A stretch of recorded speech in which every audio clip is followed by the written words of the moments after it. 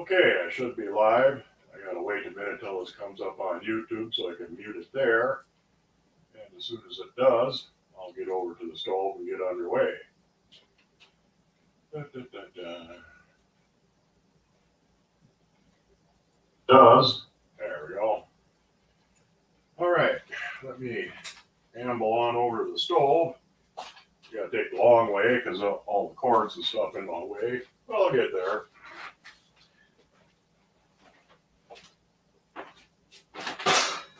Out of my way, dog.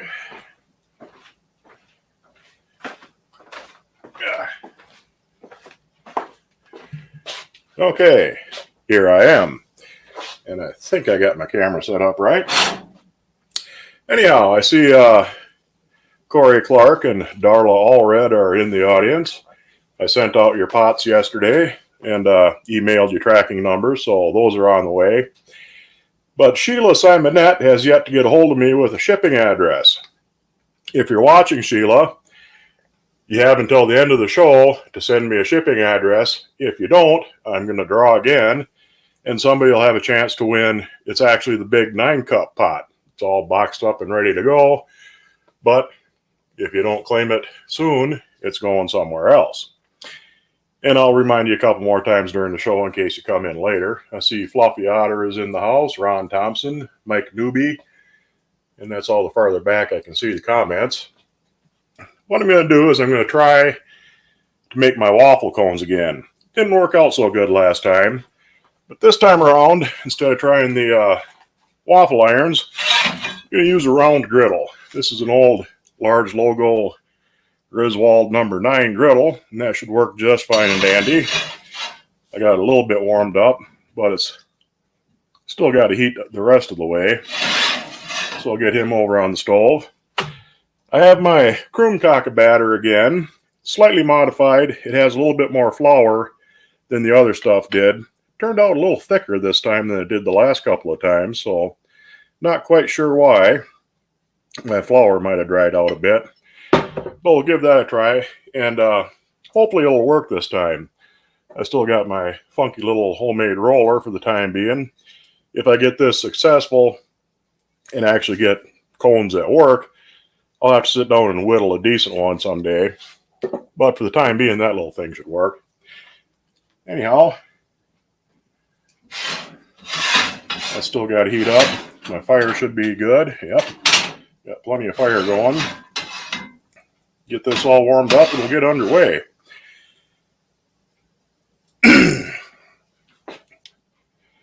Now, I haven't really had time to mess with this much. I've had other things going on. And Sunday, my back went to hell. I have a bad disc, surprisingly enough, being a fat guy who does manual labor for a living.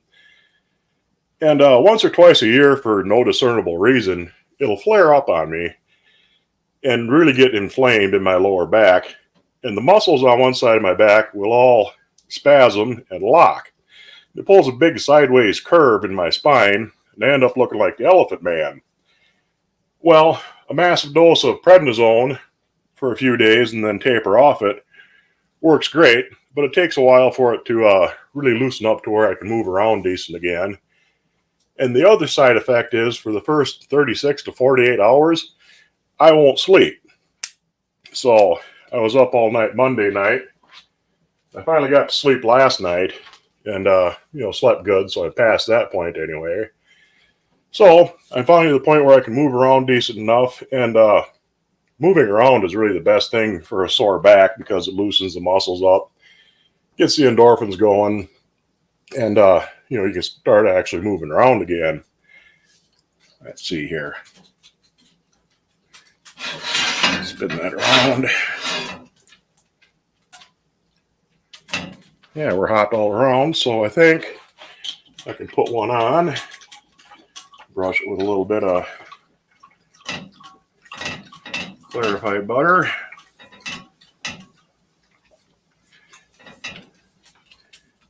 And we'll see how this does.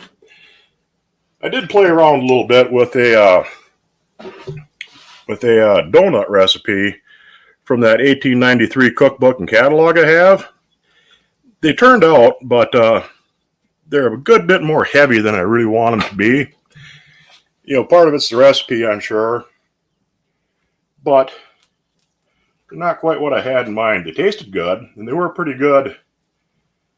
Pretty good. But like I said, they weren't quite what I was hoping for. Yeah, that's a lot thicker than what it needs to be.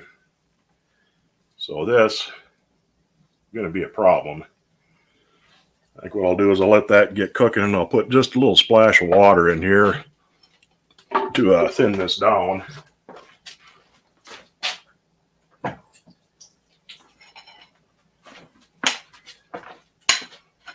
Grab a little bowl to set my tools on so I'm not getting batter everywhere.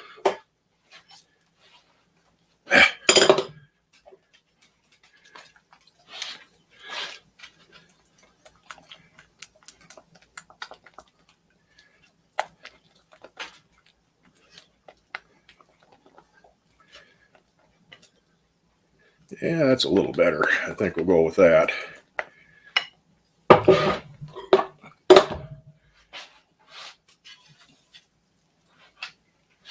Wipe the edge of my spatula off.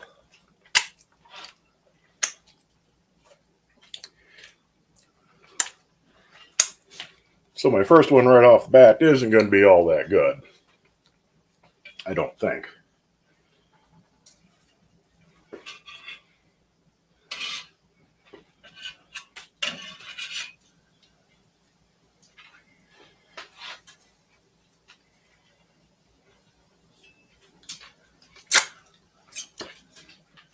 Look at my fingers.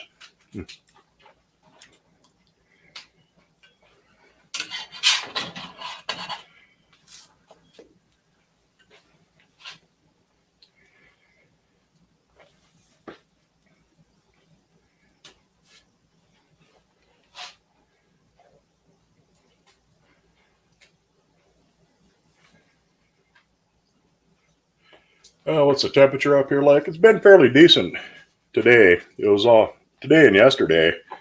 Yesterday I was up in the upper 30s. About that today, but it's going to cool off for a couple of days and then be kind of up and down for a while. Billy Lee, nice to see you. Got me and you Acres in here. Loretta Comer, always nice to see you.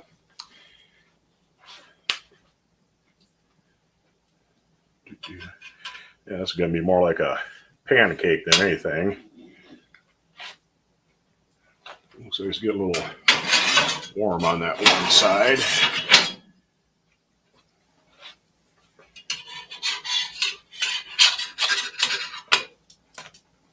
Yeah, that's a pretty pancakey looking waffle cone, and I need a little bigger around than that. Let's see. I think I'm going to thin my batter out just a touch more.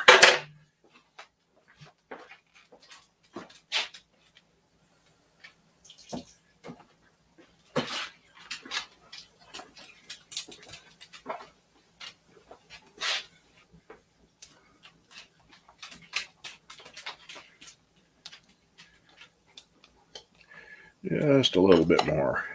Yeah, I think that'll be a little bit better. A better batter.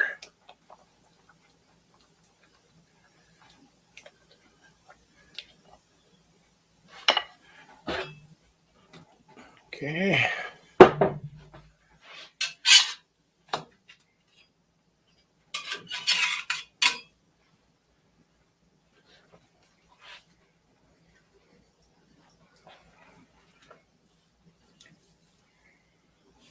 Don't think that's really done in the middle yet. Now it's got a bit more to go.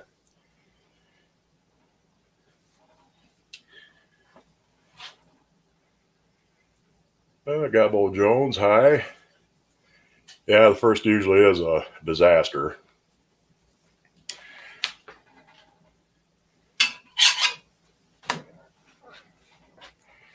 It actually looks like this would work pretty good for a pancake batter. Thick like that, for a pancake and waffle batter. We'll see if it's fluffy enough for pancakes. Barnett 25, hi from West Virginia. Well, hi from Wisconsin. Hey, and the Russians are here too. It's always good to see them. That way you know you got your stream going. Yeah, I think I'll just, done or not, I'll set him aside. And we'll get another one going just to see if she's going to work for me now.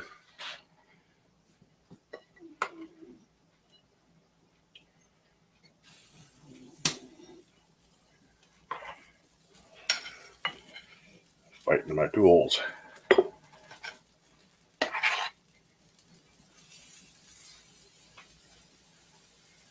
See, I need this to be thin enough to roll good.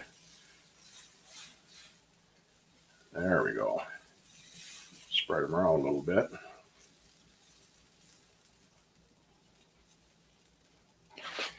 And we'll see how that one works out.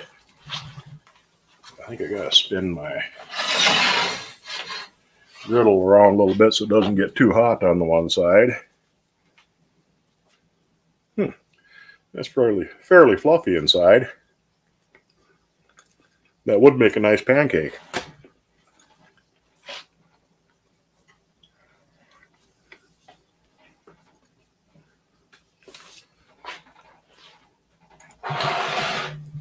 And we'll move some of this stuff out of the way so I can roll up my thing when it comes time.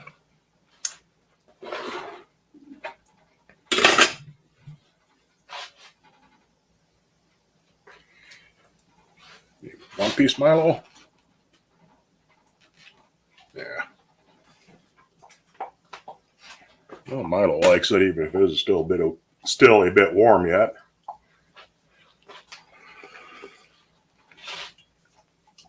Now, hopefully, I'll be able to flip this good.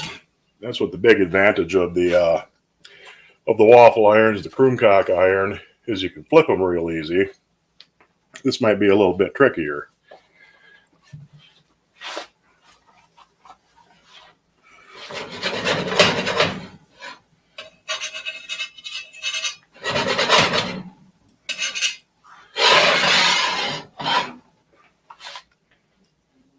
I keep spinning it around because it's going to be hottest on this side right by the firebox. I don't want it to get overdone.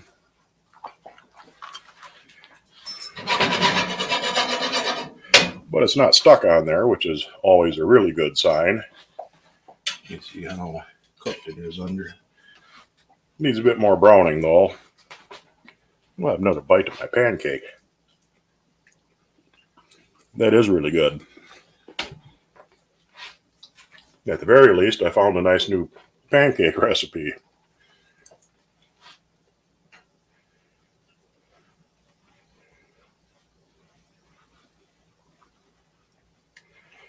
Is there any benefit to the vintage style griddle with the rolled over edges versus a modern lodge griddle with turned up edges, other than the nicer surface finish? It kind of depends on what you're doing with them. For like pancakes or something like this, you can get underneath them easier with a lower edge. And a lot of old-time griddles are actually a really shallow skillet. You know, they have a deeper edge.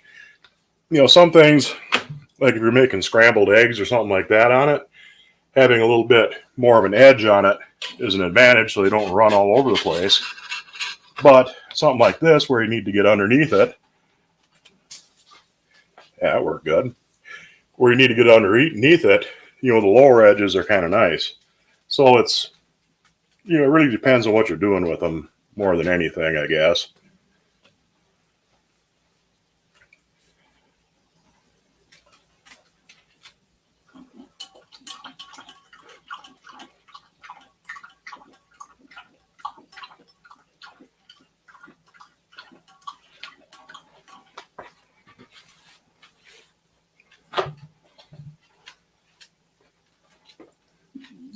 But yeah, I'll repeat the recipe for this. Making it fairly thick like that really does make a nice pancake batter.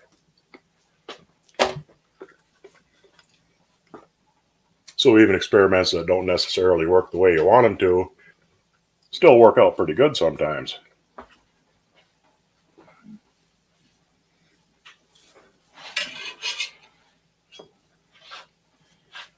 Now I want these browned nice, but not super brown. I want them to be fairly flexible. And I had a couple of good suggestions on my last video for sealing them up. You know, stick a marshmallow in the bottom so it doesn't drip out the end of the cone. And I got some regular marshmallows and some mini marshmallows to try that. I'm not going to do that right now. You know, I'm just trying to get a working cone going first. But once I do that, I will, whoops, I'll let that brown off a little more.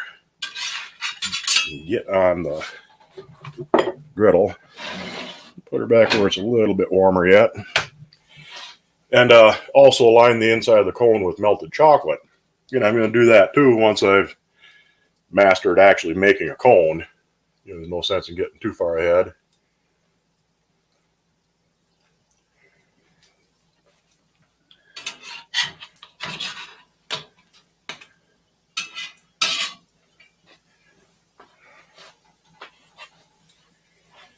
You know, see, and this is still pretty flexible, but like I said, it's pretty thick. You know, I need it to hold its cone shape once it's cooled off. So hopefully this will do.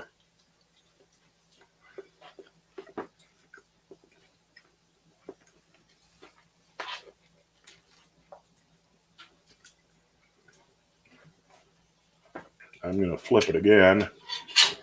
Then I got to go do something on my computer, and hopefully that won't burn before I get back to it.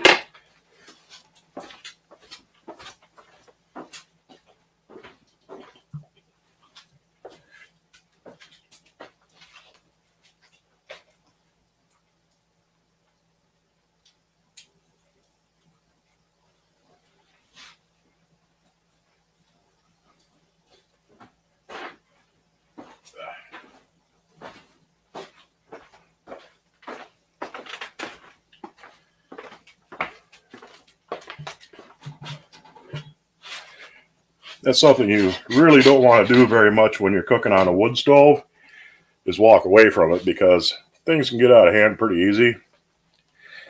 I think it might be worth trying. So I'll flop them down here right on my desk. I'll tip that down a little better so you can see. We'll try and roll them up, see what happens.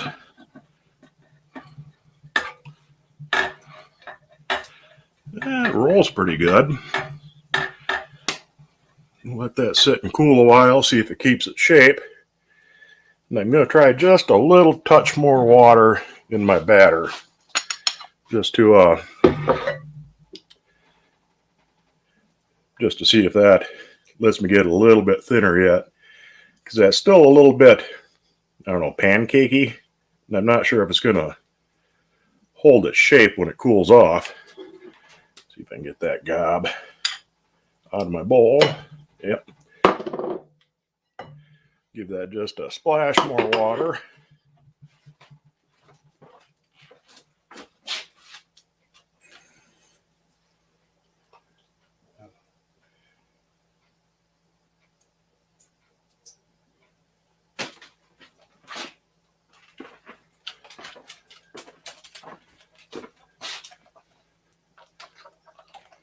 Stir, stir, stir. Let's get back up here on the stove.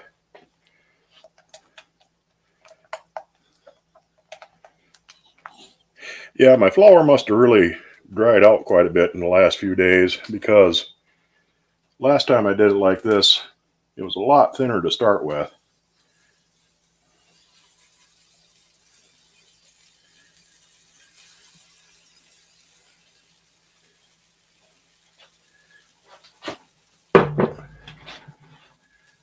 Don't want that too thick, so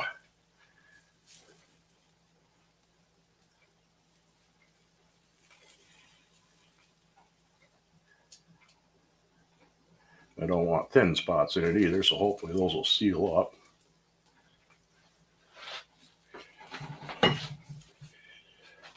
but it looks like it's got a little better chance.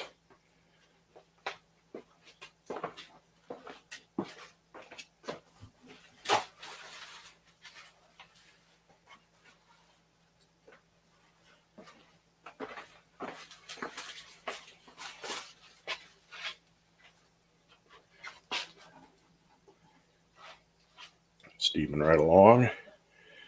Let's see, is that going to stay? I'll slide him off the cone here.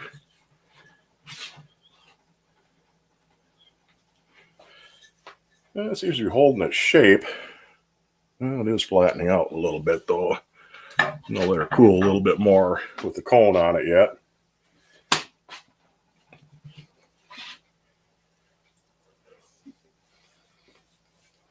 Yeah, come here, Milo. Come here. You want some more? There.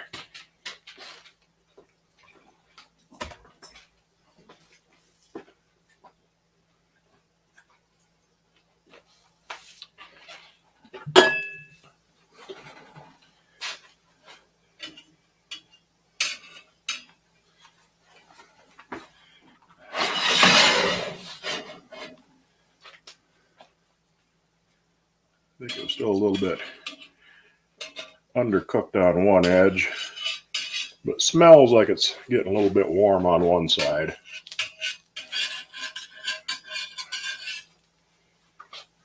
Let me see if I got it all loosened up. Oh yeah, that's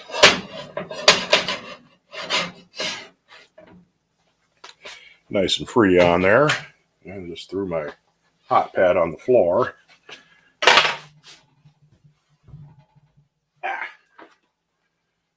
That's a long way down there when you're stiff.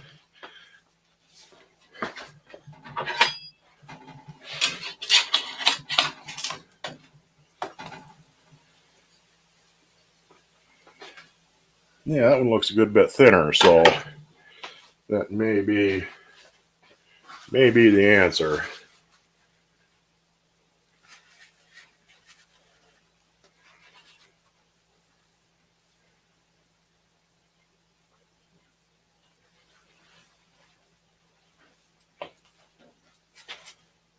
Yeah, he always tries to be underfoot when I'm cooking something. I figures he'll get a bit. Let's take this one off and just let that one do what it's going to do.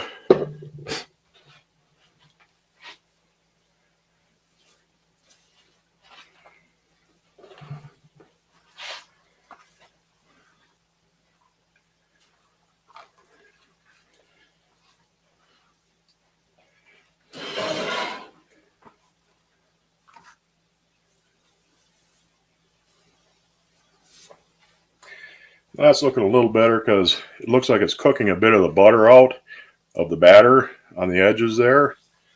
So that might get us something a bit crispier, which is what I am hoping for.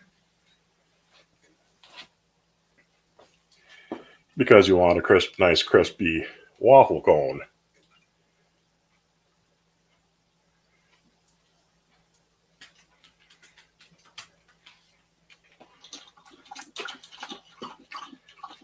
Yeah, this little guy, he's a rat terrier, mostly. One of our sons had to move and they couldn't take him with, so we ended up inheriting him a few years ago. And we got him when Jesse, my Mastiff, was 7, 8 months old. He's mostly grown, but he's still a puppy because he's only 7 or 8 months old. And for the longest time, it took him to figure out that he was actually bigger than Milo. A lot bigger. I mean, his head's almost as big as Milo is. And Milo wouldn't let him in the living room. He would try and go in there, and Milo would yap and bark and snarl at him, and he'd back away. But eventually he figured out that he was the bigger dog, but Milo still puts a run on him now and then when they're fighting over a food dish if Milo really wants something right now. But they get along pretty good otherwise.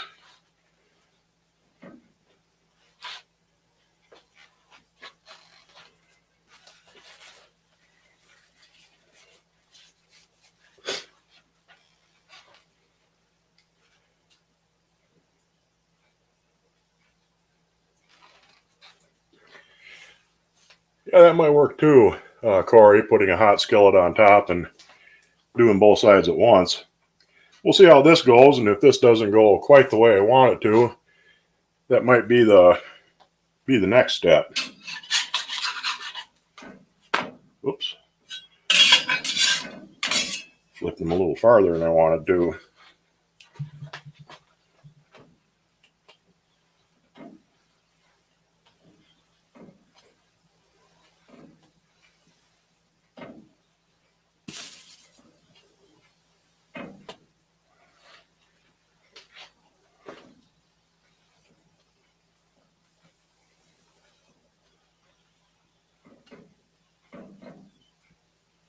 Press them down a little bit, see if that does anything useful for it.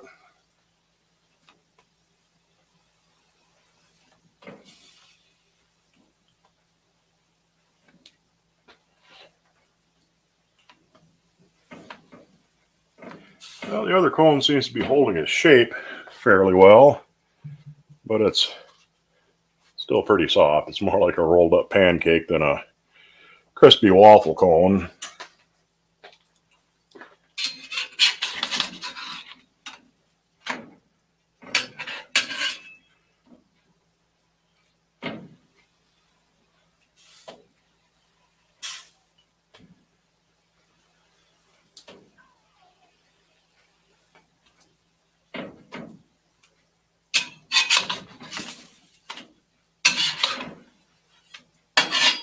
And I think this one's worth a try.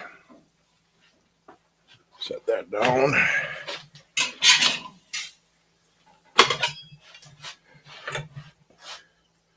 Dip you down again.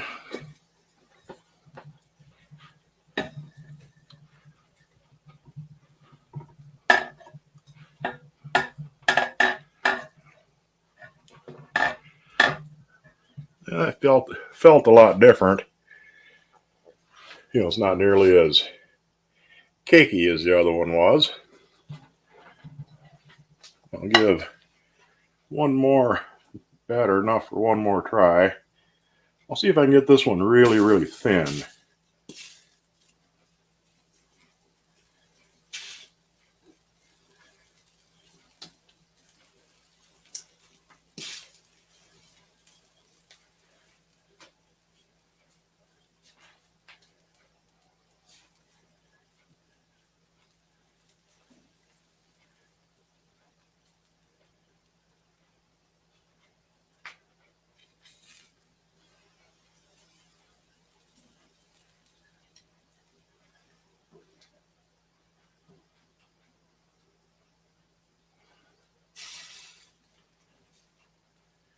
Maybe I need one of them fancy little squeegees they use for making crepes.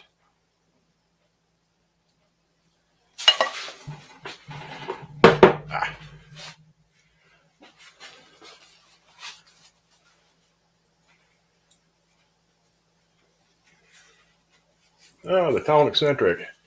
Haven't seen you in ages and ages. How you been doing, dearie?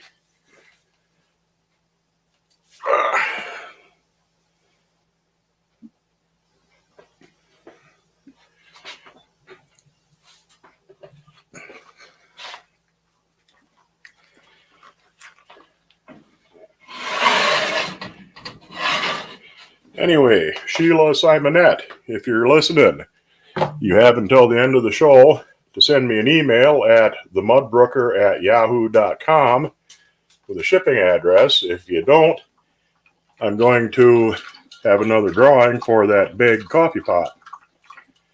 Coffee pot with no innards, but it's a nice Pyrex coffee pot nonetheless. Yeah, I forgot this time I'm cooking, so I usually start off cooking with a shot of something.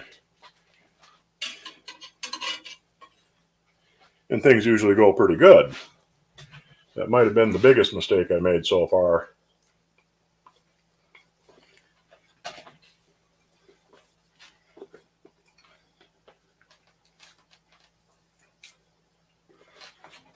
Let me grab my hot pad, spin this guy around.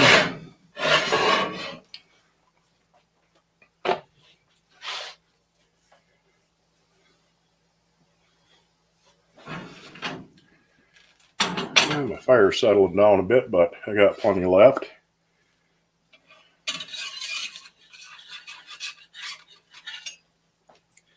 That's all nice and loose on there. Let's see how this guy's doing.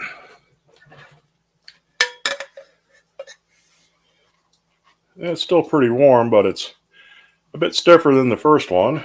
So I think I can take him off of my form. And we'll see how the thinnest one does.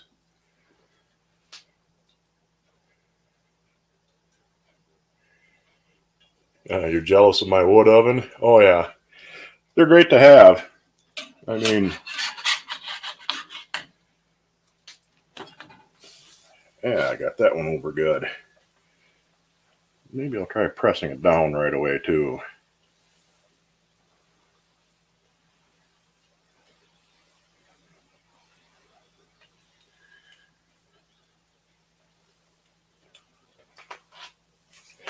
But even if these don't work out as cones, I found a pretty good recipe for pancakes. Like I said, I'll share that with you. You like that spatula? Yeah, I got a couple of them actually. Got it at a Goodwill for $1. But they're really nice for like hamburgers or pancakes. Kind of a pain for eggs in a small pan because it's a little bit too big for the pan. But, for a griddle or a big skillet, they work really nice.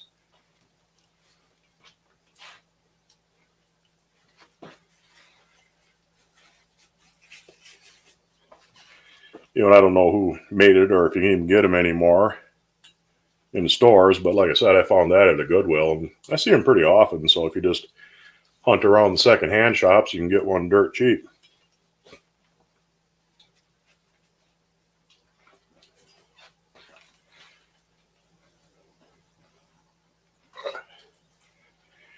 Yeah, this one looks like it's going to be pretty good. I think I may have finally worked it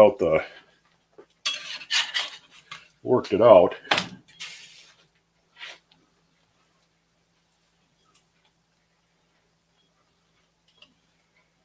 And once this one is cooked, I'll move everything around to where I normally sit, because I'm about ready to sit back down again. That's kind of the bitch of having your back going out on you.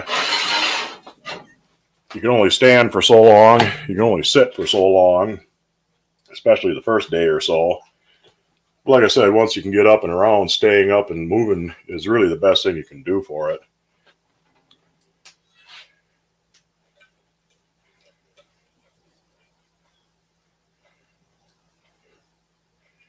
Yeah, I noticed I fixed the base of the stove. Yeah, it took about a month or so before I had enough help around to lift it up and turn that base around. When I first brought it in and set it up, I put the base in backwards, and the bottom piece on the back is just blued enamel like the rest of the back of the stove. So I had a cream and white stove with a blue base sitting on it. I finally got that turned around the right way.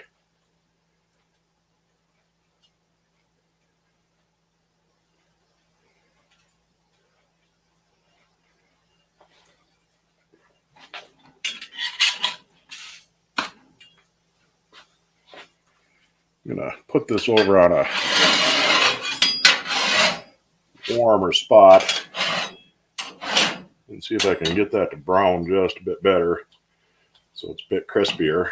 That is a good idea. That's Lonnie Wolbig. Cook them longer until they're nice and browned.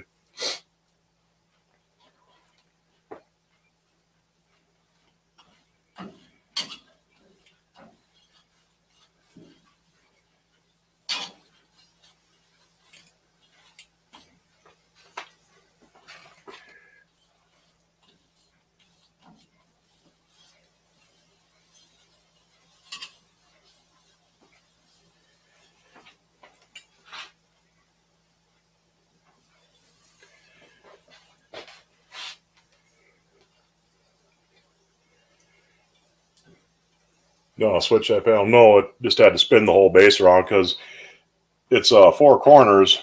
The legs on the corner down here are little cast iron legs, but the pieces in between are enameled sheet metal, and they're screwed together. I mean, you have to take that piece off, and there wouldn't be anything holding the stove up.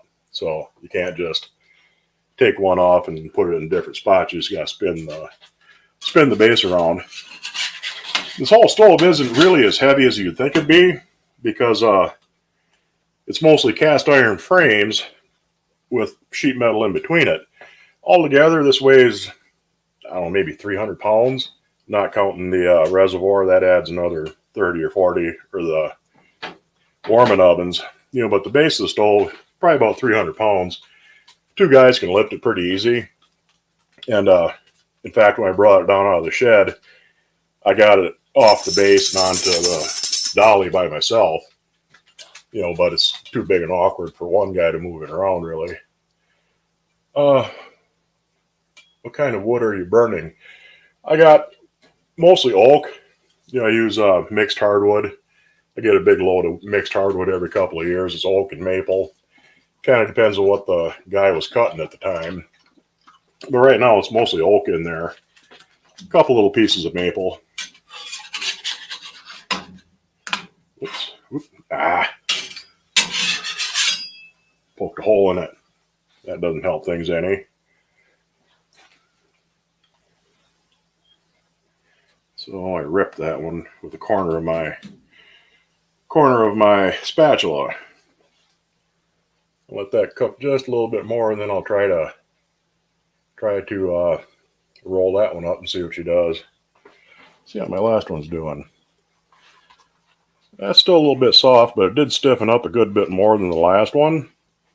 That'd definitely be usable, especially after you line the inside with chocolate. But still flexible, so it wouldn't. That might be kind of nice, actually. It wouldn't just crumble on you. And that first one, yeah, that's pretty much just a rolled up pancake, but it's held its shape all right.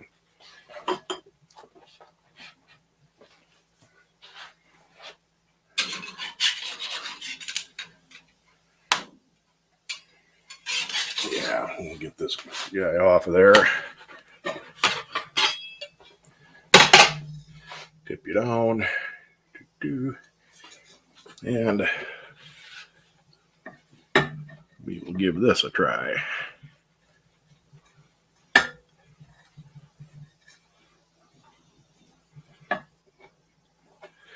All right, let me get some of my stuff cleared down and out of the way.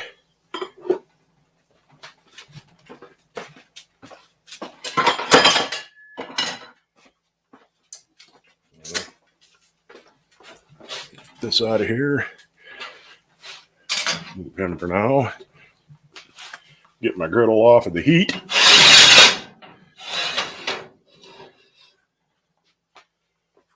And okay, what am I doing here?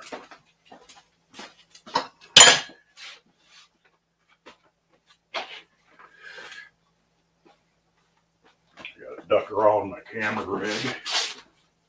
Get over here. Let's see, move my microphone back to where I need to be.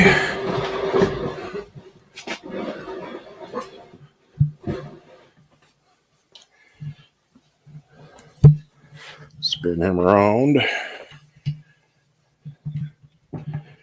as best I can. There we go. Move this, and I gotta move the camera. I'll shut that off so you don't get vertigoed.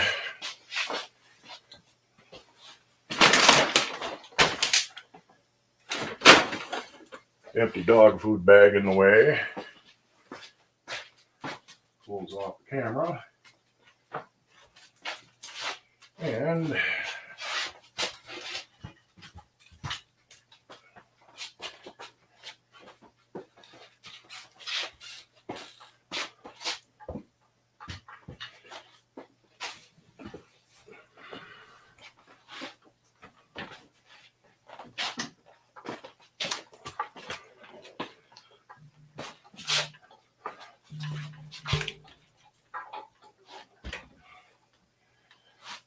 let's see here. And I got to turn this around.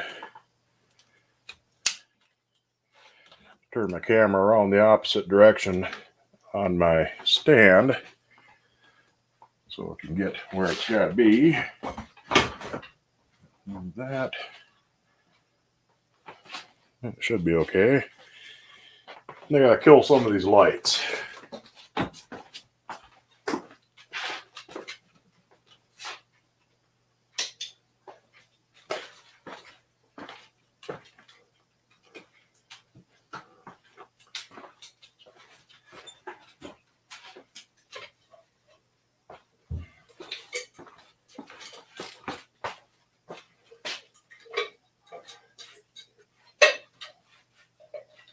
Yeah, check this guy out.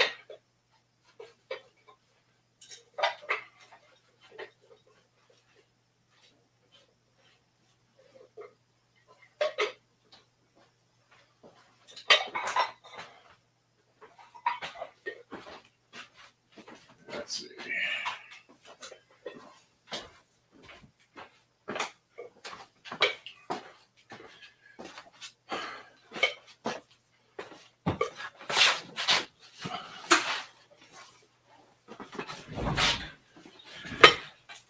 Almost ready. Let me set this thing down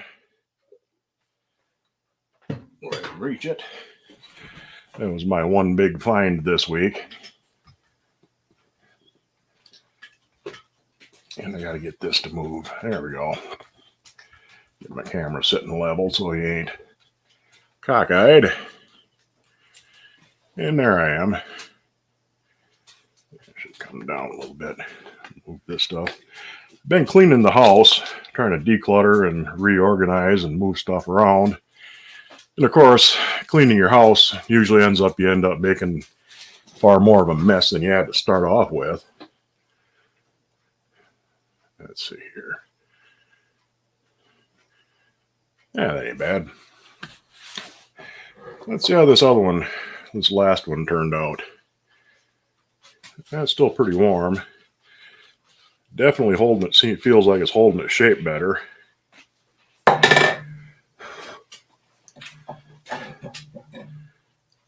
That one might be good enough to be called successful, especially after it cools off and dries for a while. Let it sit and see how it does.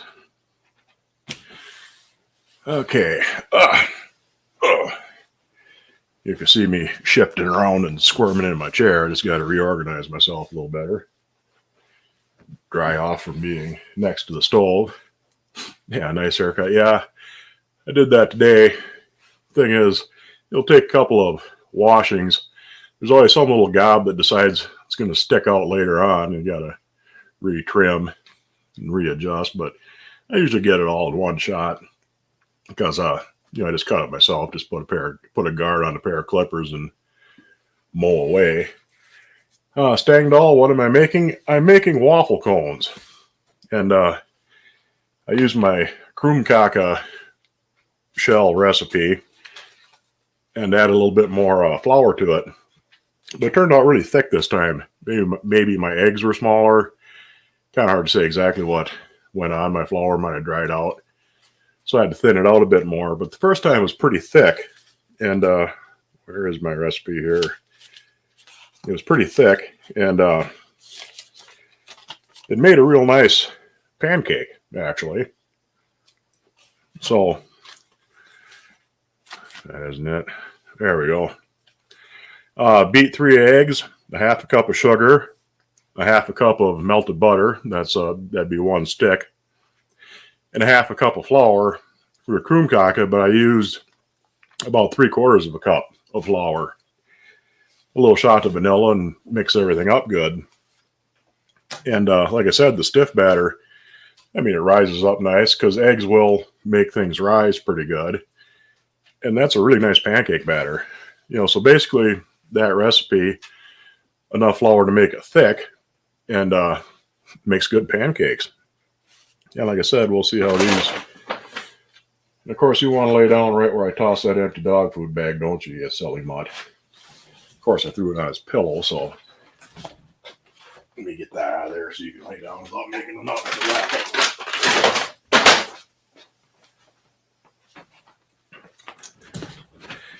Anyway, my one big find this week, I've been pretty slim pickings in the secondhand stores, but I found one of these. That's a double pie iron.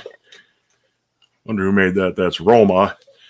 And you'd use these over a campfire. There's single sizes, and this is a double one.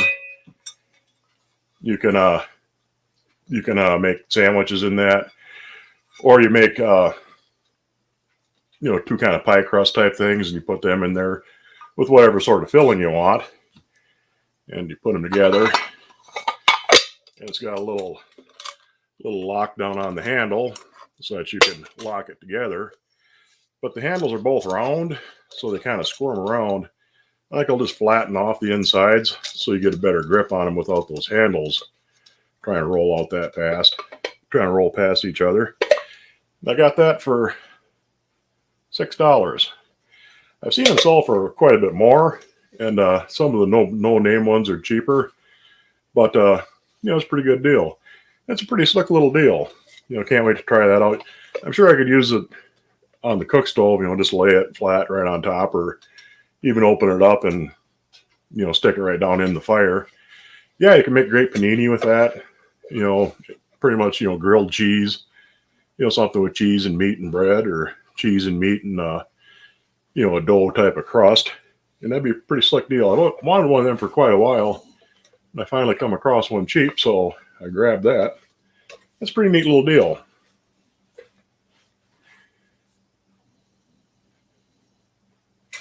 Yeah, I got somebody thinking about bacon and eggs now, Ryan. I'm going to back up through my comments here a little bit. I saw some of them, but, a lot of them went by while I was busy doing other things. I said hi to Corey and Mike and Ron. It's always good to have people here, even if I don't mention your name. I'm thrilled to death to see you. John Lowe. Waffle cones. Like the stream, yeah. Ron, you're southwestern Iowa. Shanudo, Pat Needham. Yeah, waffle cones are good. If I get them perfected, I'll do a video on making waffle cones and homemade ice cream. Because I got myself a ice cream freezer too. It's a nice electric one. Don't have to stand there and crank the damn thing, which is always good. Let's see here.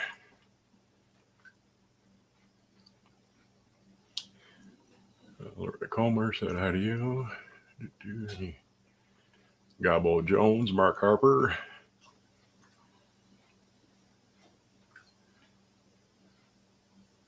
$43 with a foot of snow.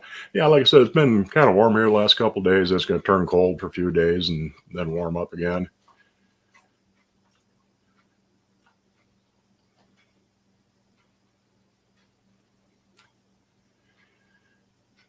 Yeah, we talked about the griddles. It depends on kind of what you're doing. I mean, if it's something you need to get under and flip real easy, like eggs or, scrambled eggs or pancakes, the lower sides are nice. But if you're making scrambled eggs or something that's really runny, a little higher side is good. But they both work really good.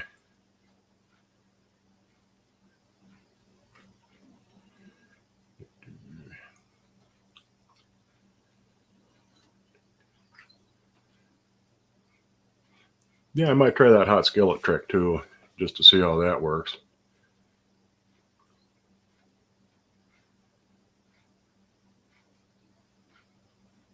Let's see.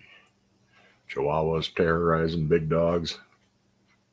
Yeah, I took Milo, because Jesse he was just a puppy. I mean, he was big, but he was young and stupid, so he wasn't really hadn't really quite figured out who was in charge. Most of the time, Milo doesn't mess with Jesse. He'll leave him alone. But if he really wants something, he can run him off yet.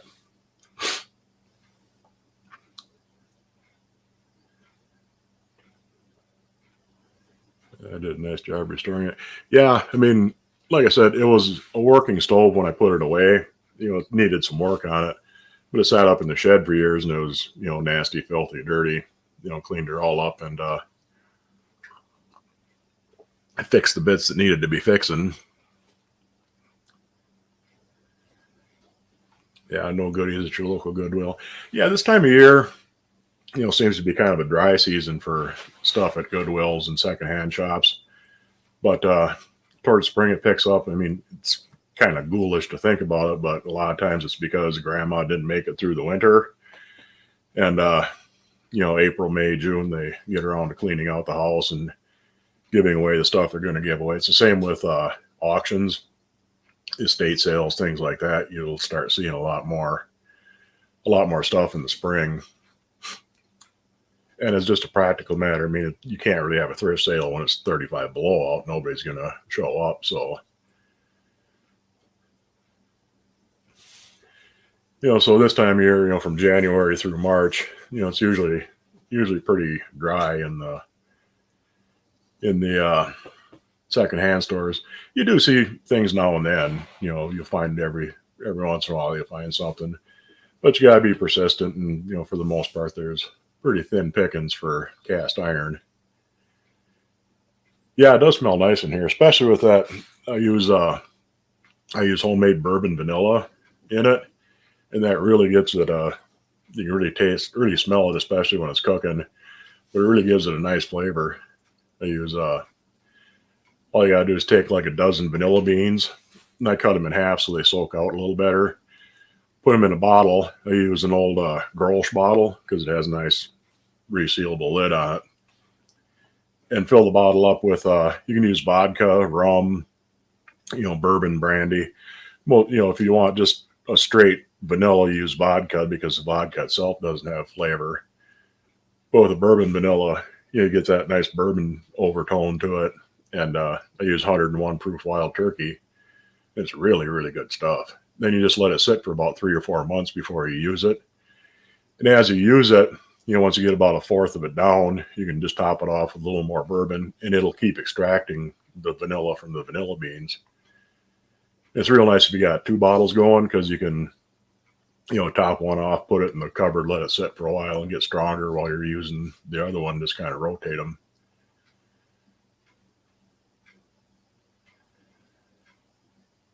And you grew up cooking on a Monarch wood stove. Yeah, Monarch was one of the big brands. Monarch and Majestic. I showed you that last week with that grill waffle iron thing. Majestic was a big brand. And like I said, I tried a donut recipe from here.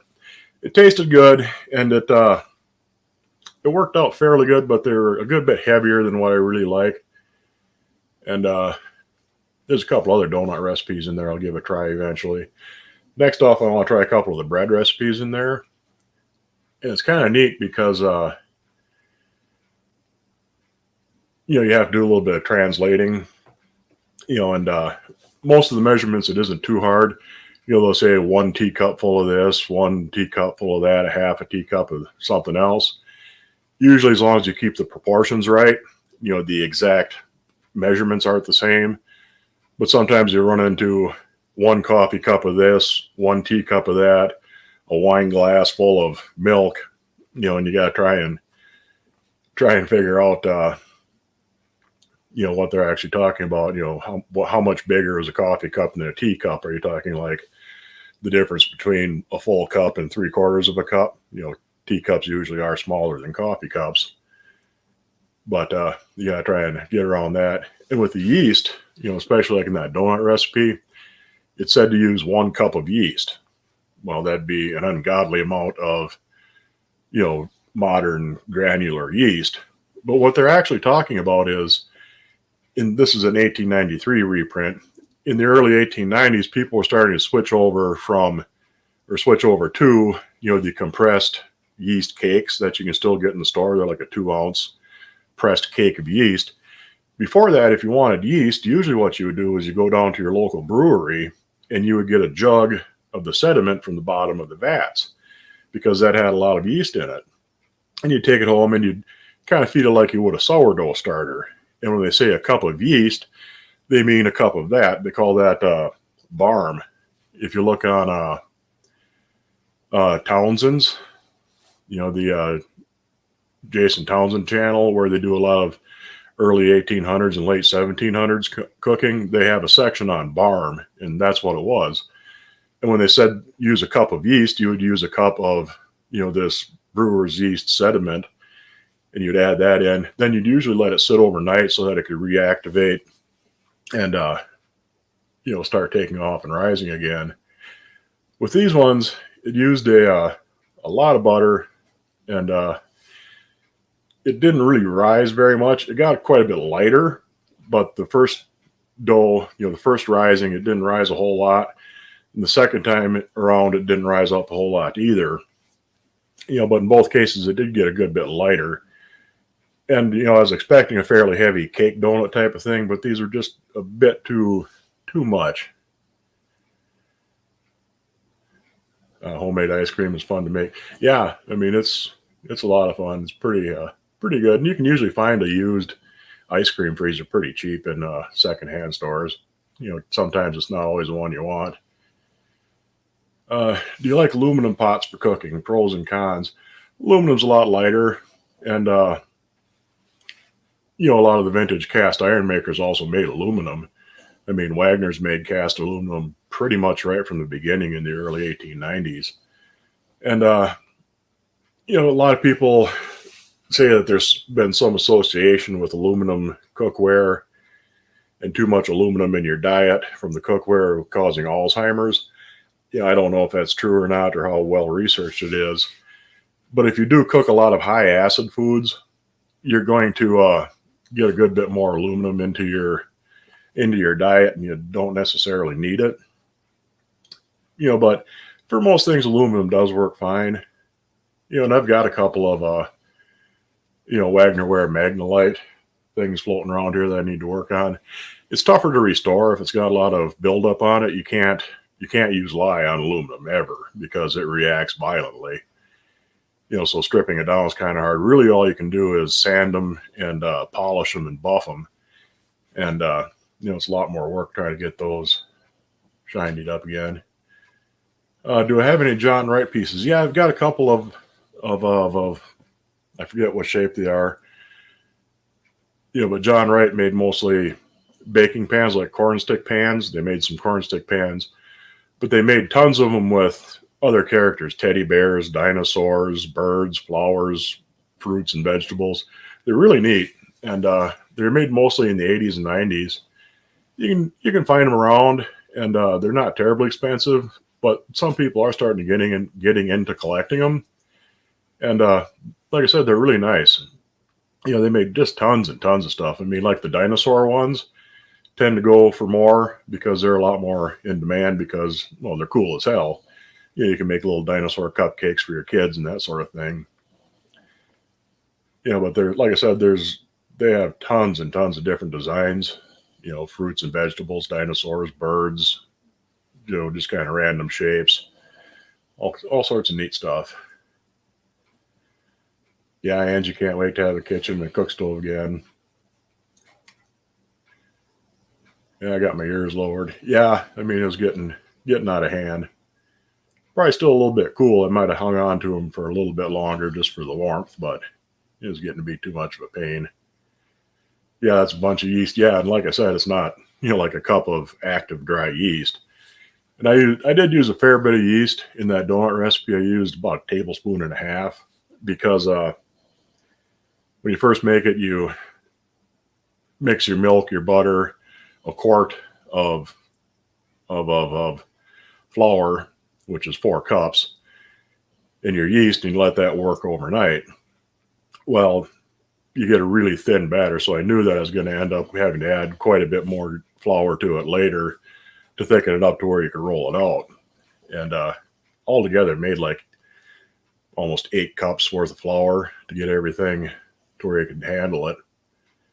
And I made 20 donuts, and I made a half batch to start off with. So if I would have made a full batch according to the instructions, I would have ended up with 4 dozen donuts.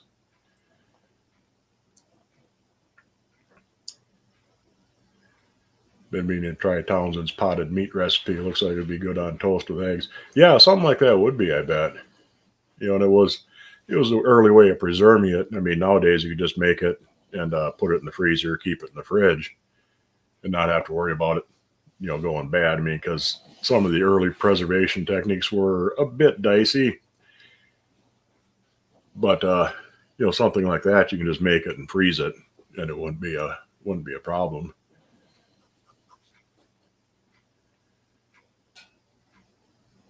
Let's see here. I think I'm just about caught up. Yeah, you have the John Wright teddy bear pan. Yeah, they are. They're cute. I mean, they're pretty neat things. Any tips on using an electric coil cooktop and getting an even cook? I have an electric coil cooktop on my stove, and I haven't really had any problems with it cooking even. Sometimes in the very center of it, it'll be cooler than around the sides. But if you just move your pan around a little bit, that keeps things warmed up pretty evenly all the way around. But beyond that, I've never really had much of a problem with them. Looking for the gingerbread house now. Yeah, that's one that I have. Couldn't remember which ones I have, because I gave a couple of them to my nieces. So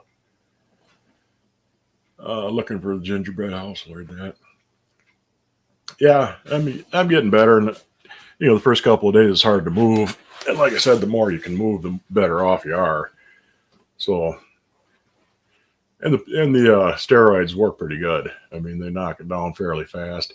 It gets rid of the pain, within the first, probably 6-7 hours. Gets rid of most of the real pain, but it's still weak and stiff. I mean, you can tell there's something wrong. It just isn't, screamingly agonizing anymore.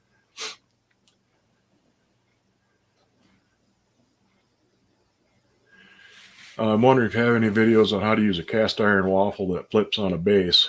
I'm afraid to use mine and get the waffle stuck. It shouldn't be a problem. I mean, I do have one. They did kind of stick a bit on mine, but they hadn't been used a whole lot either.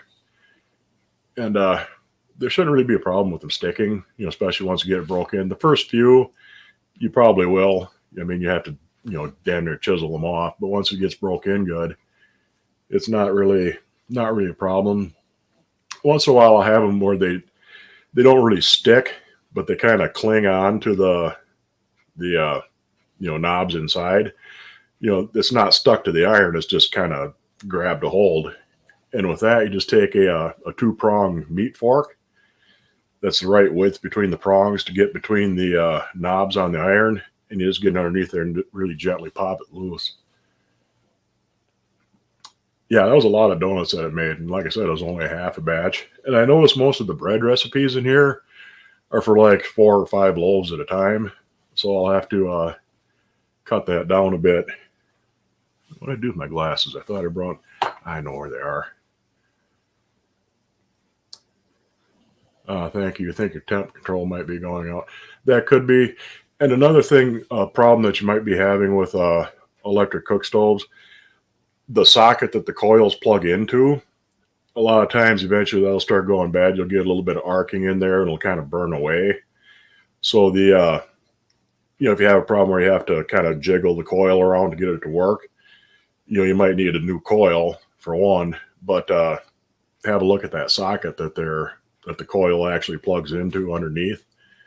Because like I said, I've had to replace them on this, a couple of them, because once they start arcing a little bit, it'll start burning that inside of that socket away.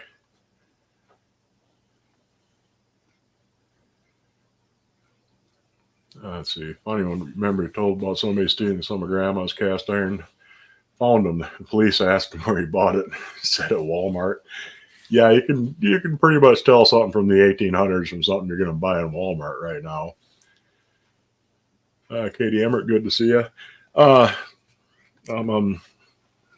Got confused, can't remember the name. Sheila Simonette. We're getting close to the end of the show here, so if you don't, let me go check my email quick. Make sure you haven't contacted me yet, and if you haven't, somebody else is going to get the 9-cup. Going to get the 9-cup Pyrex coffee pot. There's no innards in the coffee pot.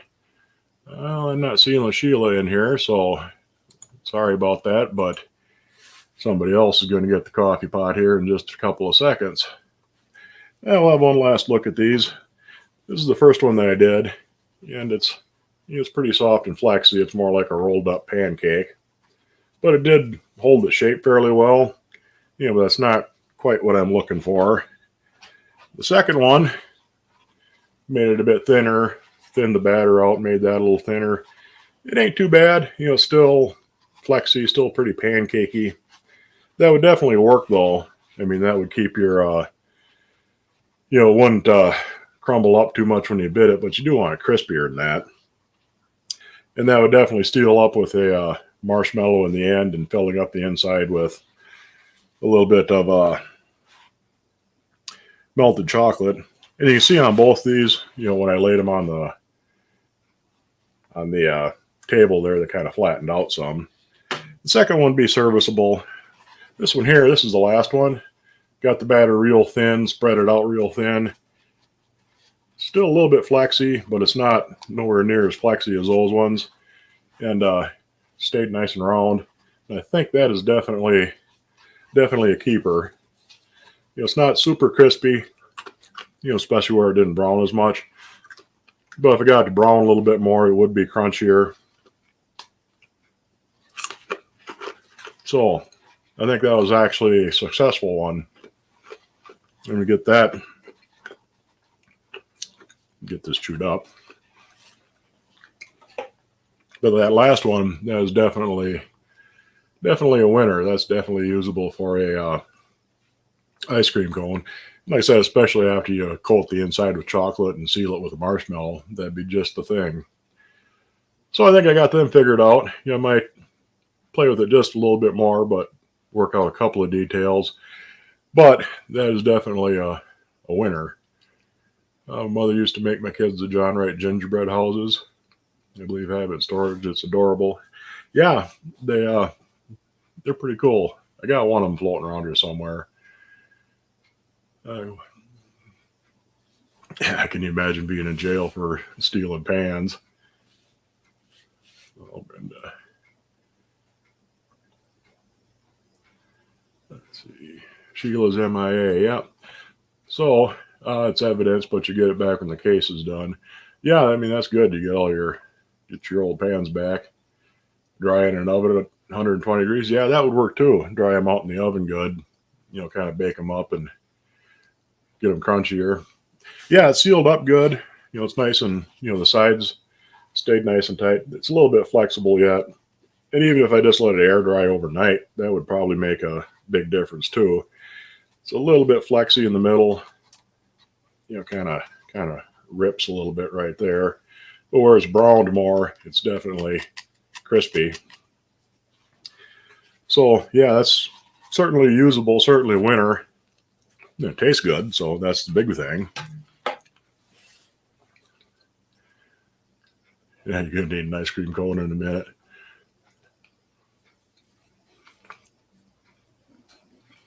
Any recommendations for an apple spiralizer, core, or peeler machine? They're totally cool. I just want one made in the USA. If you have a KitchenAid mixer, the big KitchenAid stand mixers, they make an attachment. I did a video on it for the Needy Homesteader. I've got one. And you can, peel and slice and core apples with it. You can make the spiral cut things. They're a pretty cool deal.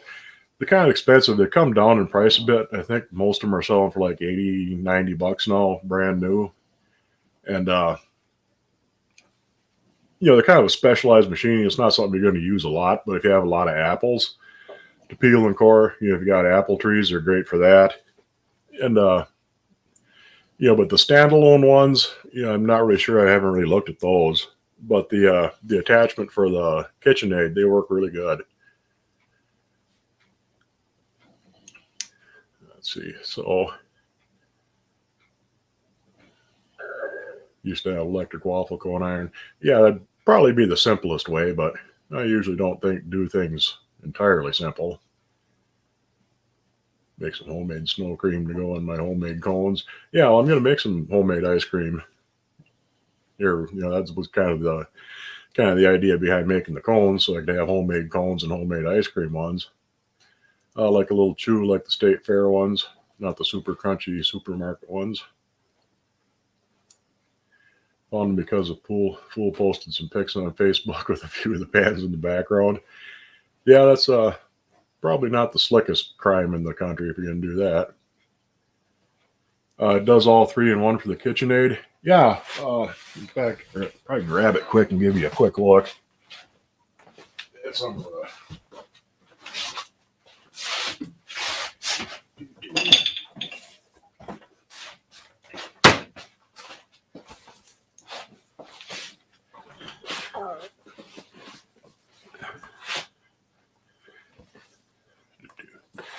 there's the box it comes in.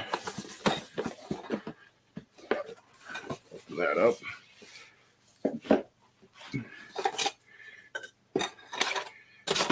You got the main arm that attaches to the front of your mixer. Plugs in there and you tighten it down. And this here is the traveling bit with the. You put the slicer on that.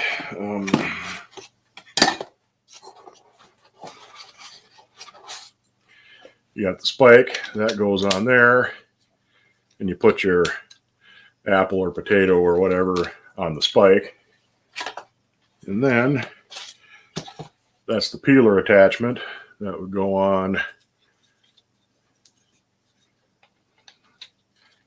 underneath there like that for peeling the apple. And you got your blade, depending on what you're cutting, that slides right in the top like so.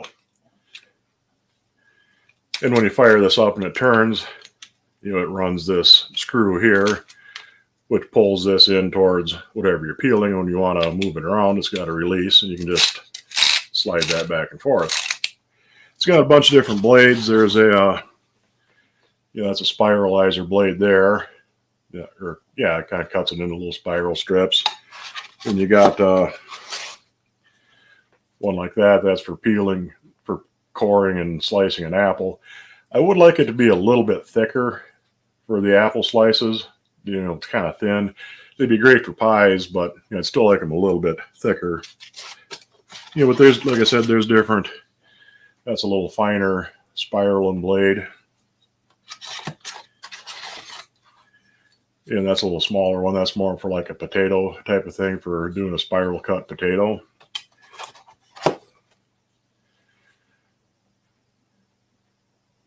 Yeah, you have one.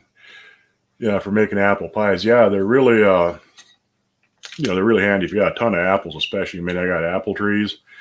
So if I want to can up apple pie filling, try to go through a bushel of apples with one of them little hand crank ones like that would really be a pain. But yeah, that's a pretty slick deal. And like I say, the prices come down on them some over the last few years, and you can usually find them for, $80-$90 brand new. Might be a bit more for a bigger kit that has more blades and stuff in it. I see there's a Griswold spider skillet on eBay, 50 grand. Yeah, or 15 grand. That's high, but it's not hugely high really for those. I've seen them sell for 8, 9, 10,000 before for number 8s that were in really good condition. They have a tendency, because the spider on the bottom is raised, that tends to wear. But if that's really clear and really pristine and unworn, especially if it's a bigger size, like a 9 or a 10, or if it's a small rare size like a number 2, a number 2 spider skillet with a real nice bold clear spider on it, yeah, you could easily get 15,000 for something like that. Or again, a 9 or a 10. They're all scarce, even in pretty rough shape where you can just tell what it is. And a common size like a 5 or an 8, they still sell for over $2 grand a piece. Like I say, where you can barely tell what it is, but you can tell it's genuine. So 15 grand isn't entirely out of line for something like that.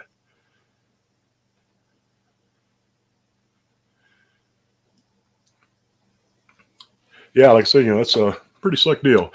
If you look on my channel, there should be one. I did a video demonstrating it for the needy homesteader because she was interested in it, and I did do a couple of modifications to this one for the spike and for the peeler part, so it could get in a little closer and follow closer. Because if you have a real lopsided apple, I mean, any apple peeler tends to have a little problem following the apple all that good.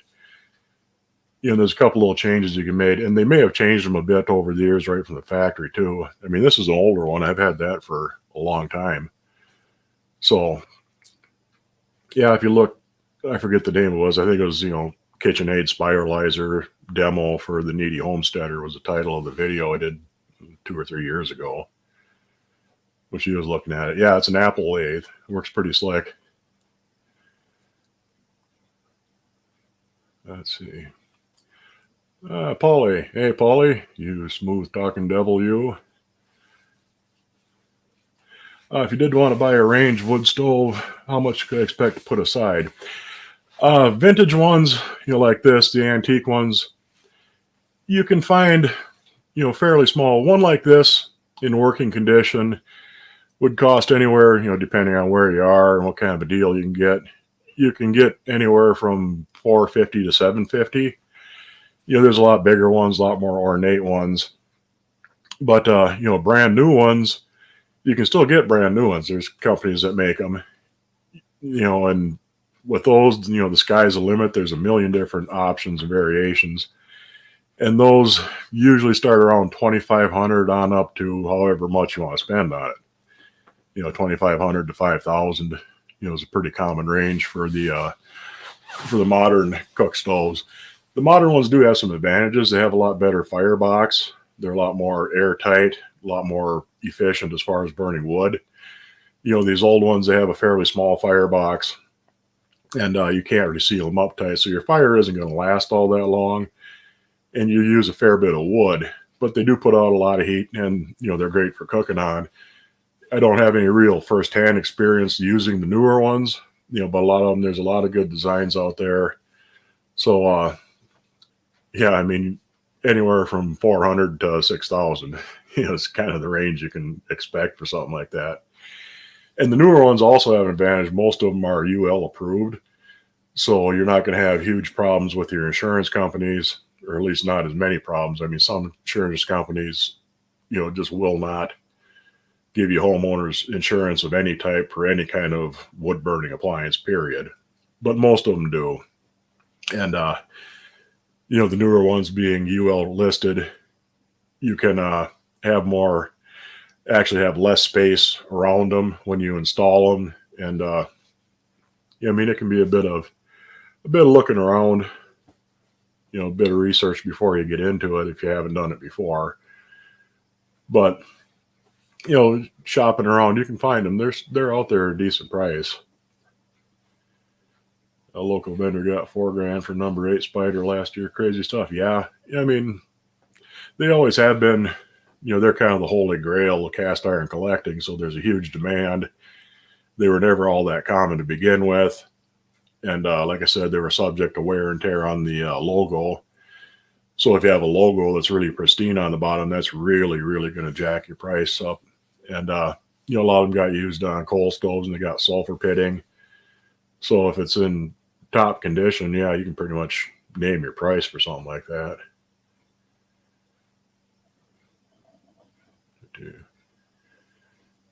Let's see, you just have a regular wood stove, hope to get a cook stove someday. Yeah, I mean, I got both. I mean, I got a bigger heater stove in the living room for most of the heat.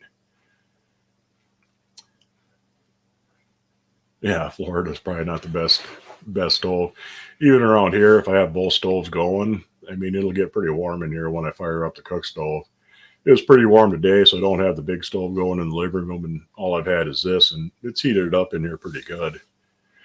Anyway, we've already been at this for an hour and 20 minutes already. So let me get the comment picker. I'll give it one last look here. Nope, Sheila didn't get a hold of me. So I got to go into StreamYard. This is kind of a pain to find, but it is there. the help center during my stream. Where is the giveaway tool? There's the giveaway tool. And where's the actual thing now?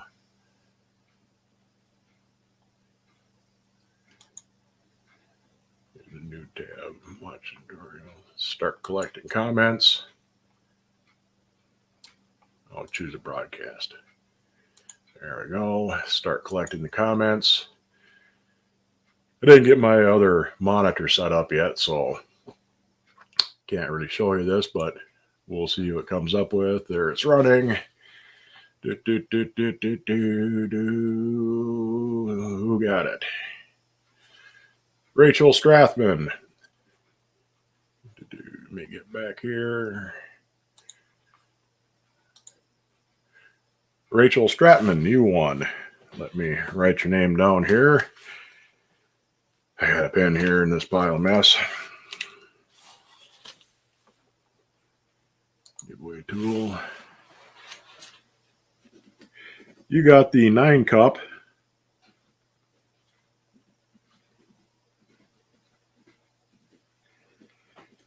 The 9-cup Pyrex coffee pot. I got it all boxed up already, so I can't show it to you.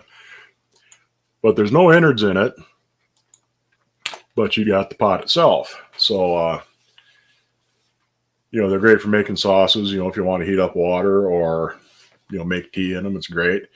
You can find the guts for them on eBay. They're a bit expensive nowadays. They're getting kind of hard to find, the stems especially. But if you go ahead and find innards for it, you got a coffee pot. If not, you got a teapot or a sauce pot. Like I said, they're great for making sauces. And this is the bigger size. This is the 9-cup size. Get a hold of me at themudbrooker@yahoo.com. Leave an email with your shipping address, and I'll get that out to you as soon as I can, next time I get into town. But hopefully everybody enjoyed the show tonight. Hit the like button on your way out, subscribe, hit the notifications, all that sort of thing. Yeah, you can find stuff like that on Etsy sometimes, Facebook Marketplace. They're around. Join the channel if you're so inclined, and hope everybody enjoys themselves. And I think I got everything wrapped up that I wanted to talk about. Yeah, Rachel, themudbrooker@yahoo.com with the shipping address, and that'll go out as soon as possible. I'll see you all next week. Hopefully things will be running a little bit smoother by then, and hopefully you all have yourselves a nice week. Bye.